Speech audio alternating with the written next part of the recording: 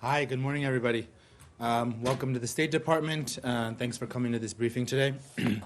Joining us today in the briefing room is Special Representative for Iran, Brian Hook.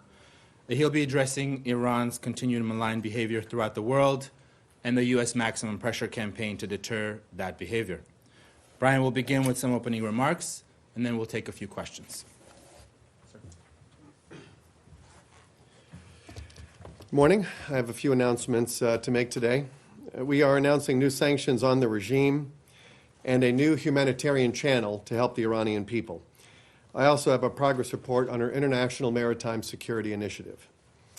Today we are sanctioning the Atomic Energy Organization of Iran. We are also sanctioning its chief officer, Ali Akbar Salahi. These sanctions are pursuant to Executive Order 13382, which targets WMD proliferators and their supporters. President Trump is committed to denying Iran from ever acquiring a nuclear weapon. The Atomic Energy Organization of Iran has played a big role in Iran breaching its key nuclear commitments. It has exceeded the limits on its uranium stockpile and enrichment levels. The head of AEOI personally inaugurated the installation of new advanced centrifuges to expand its uranium enrichment capacity. He also chaired a ceremony when Iran started injecting uranium gas into advanced IR-6 centrifuge machines. Additionally, the United States is renewing for 60 days 4 nuclear restrictions on Iran that permit the continuation of non-proliferation projects that constrain Iran's nuclear activities. We will closely monitor all developments in Iran's nuclear program, and Secretary Pompeo can end these projects as developments warrant. Iran's continued nuclear escalation underscores the serious challenge the Iranian regime poses to international peace and security. We call on nations to oppose Iran's nuclear extortion and to restore the United Nations Security Council standard of no enrichment for the Iranian regime. That standard was abandoned under the Iran nuclear deal, and it needs to be restored. A big part of our Iran strategy from the very beginning is standing with the Iranian people instead of standing with the regime. The Iranian regime's corruption and economic mismanagement frequently diverts resources away from the Iranian people, so it can finance warfare in the gray zone. The victims are the Iranian people, who don't have sufficient access at times to medicines and medical devices. Today, in coordination with Secretary Mnuchin at the Department of the Treasury, we are pleased to announce that we have completed the sale and delivery of cancer drugs and transplant drugs to Iran. A few months ago, we announced we were working with the Swiss on a new financial channel for humanitarian goods. We want companies to take advantage of the exemptions in our sanctions regime for food, medicine, medical devices, and agricultural products. So it's a very good thing that Iranian cancer and transplant patients are now receiving critical treatments through this new channel. This channel applies strict due diligence measures to avoid misuse by the Iranian regime. While we work to provide the Iranian people with medicine, the regime makes no such effort. Last year, President Rouhani's chief of staff sent a letter to ministers seeking an explanation for the, quote, disappearance of over 1 billion euros intended for medical supplies. There are reports that 2 million euros intended for heart stents were instead spent on electrical cable. $180 million for medical supplies were instead spent on tobacco and cigarette paper. I'm sure there are more examples we don't know about, but the Iranian people know that their regime, not American sanctions, are to blame for their difficulties getting medical supplies. I would very much like to thank the Swiss government, as always, for working with us so well to establish this channel. Finally, I want to give an update, a progress report on our International Maritime Security Initiative. This ensures the safety of shipping in the Gulf region and helps to disrupt and deter Iranian maritime attacks on commercial navigation. Earlier today, we marked the first change of command at the Maritime Security Initiative at its headquarters in Bahrain. Commodore Parkin of the British Royal Navy is now taking over control of the IMSC, and we thank the United Kingdom for their excellent leadership. We are proud of the effectiveness of our international efforts to secure economic commerce transiting the Strait of Hormuz and the Persian Gulf. We currently have participation from Albania, Australia, Bahrain, Saudi Arabia, UAE, the United Kingdom, and the United States. We expect further participation to be announced very soon. While the IMSC is separate from our maximum pressure campaign, I think it's important that the international community ensure to safeguard global commerce and freedom of navigation throughout the region, which is where so much of the world's oil supply flows through. Happy to take a few questions. Brian, I was wondering what you think Iran's calculation is that at the same time it is ramping up its nuclear program, it would also be allowing non-proliferation activities to continue by the IAEA. They would seem to be contradictory and counterproductive. Why do you think that is happening? It's probably a question for the regime more than it is for me. I can only speculate. The regime has used nuclear extortion for many years, and now that we're out of the Iran deal, Iran focuses its nuclear blackmail on the E3. And the European countries in the deal have initiated the dispute resolution mechanism because Iran has breached its nuclear commitments under the deal many times. It is hard to know whether that will lead to the snapback of UN sanctions and the end of the Iran nuclear deal. That's something for that the Europeans will have to decide, but they have initiated it, which I think does signal a growing impatience by the international community with Iran threatening to expand its nuclear program. More than half of the countries in the world that have peaceful nuclear power do not enrich. There is no need for enrichment. We need to restore the UN standard of no enrichment for the world's leading state sponsor of terrorism. It should have never been lost under the Iran nuclear deal.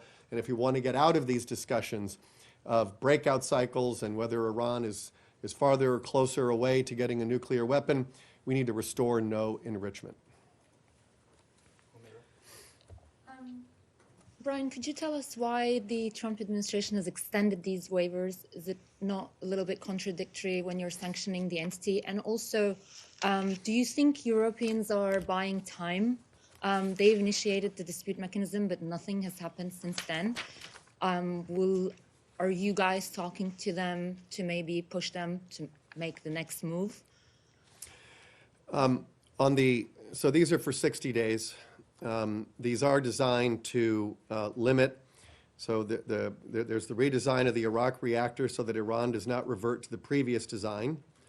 There is support for the existing nuclear reactor at Bushehr to prevent any need for Iran to enrich uranium for the reactor and to deny Iran spent fuel from which plutonium could be separated.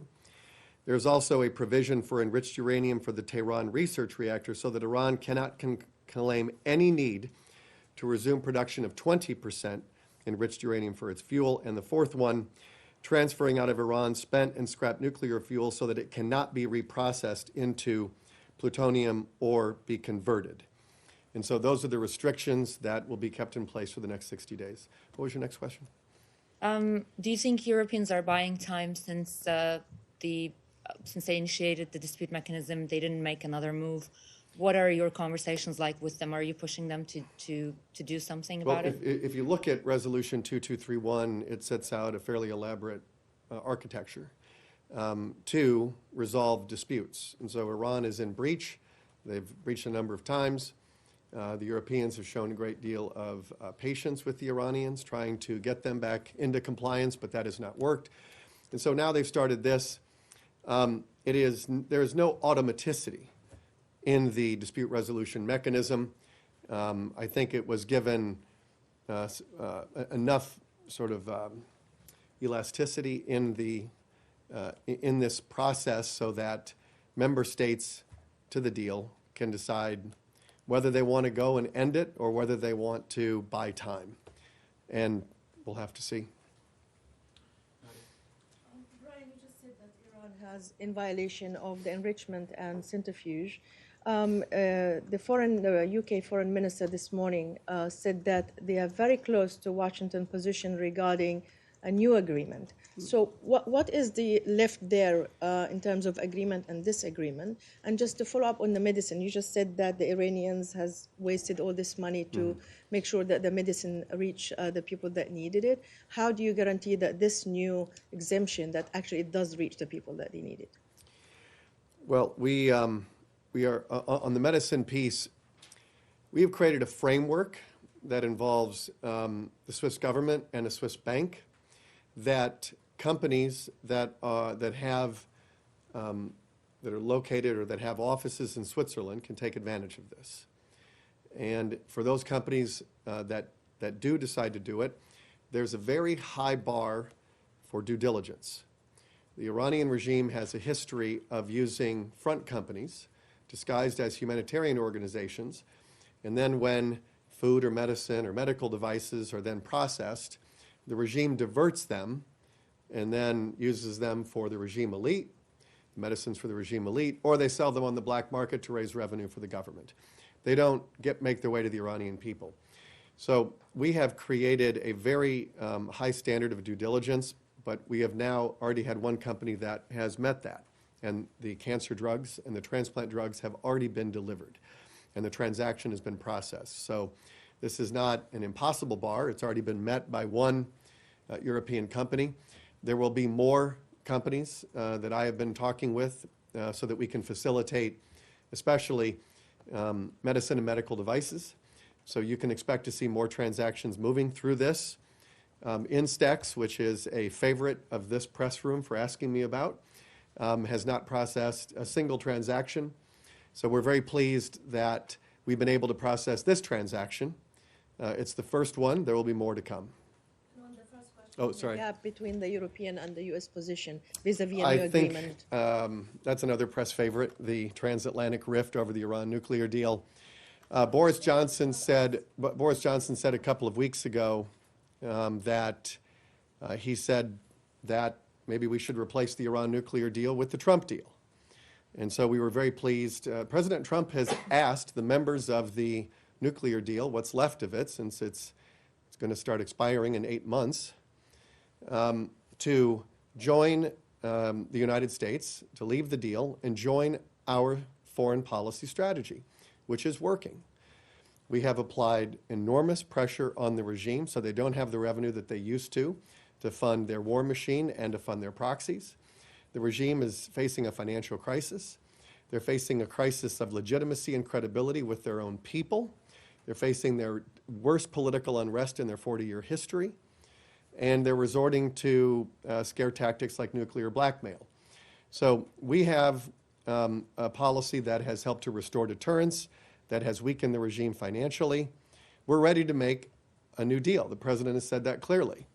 And so he has invited the members of the deal to join our effort, our diplomatic effort, to resolve our differences with Iran peacefully and get to a comprehensive deal that's much bigger than the nuclear piece. Heather. Two questions. Regarding the standing with the Iranian people, State Department has opened the channel and asked Iranians to provide their messages. I wanted to know if you have an update on the number of the messages received from the Iranians and what are their demands or what are they saying. And on the second question regarding that 60-day waivers, is there a message that State is trying to send to the European EU3, China and Russia in order for them to join the maximum pressure? Thank you. I have no comment on any messages, no update on that, and there is no hidden message with the 60-day renewal. Go ahead. Nick. Did the U.S. threaten tariffs on European car imports if the E3 did not trigger the dispute resolution mechanism? Matt Lee asked that same question the last time I was here, and I didn't have any comment on it because it's a bilateral question. What else? One more question. Why does it matter if it's a bilateral question? I mean, it's Because we the don't get E3. into deliberative discussions. So I can't confirm or deny it. But Matt asked that a couple weeks ago, and I answered it the same way. Yeah. Going back to the humanitarian channel, you mentioned the cancer drugs and the transplant drugs that have already gotten to Iran. Do you know how many Iranians have benefited from that transfer? And just with regard to timing of this channel opening, is it rewarding Iran for not killing any Americans in those airstrikes in Iraq? And then just second question, you talk about the benefits of this maximum pressure campaign. What would you say is the single most successful, measurable change that you have seen in Iran because of this maximum pressure campaign? So I want to say that there have been 3 shipments in this first transaction of drugs that are related to cancer treatment and transplant treatment. And so they've been delivered and the transaction's been processed. In terms of the accomplishments, when you go back to the beginning, and we've had sort of the same strategy, the president announced it in October of 2017. We updated it after leaving the Iran nuclear deal. But in its basic contours, it has been maximum economic pressure to both deny the regime the revenue it needs to fund its malign activities and to fund the work of its proxies. It's standing with the Iranian people.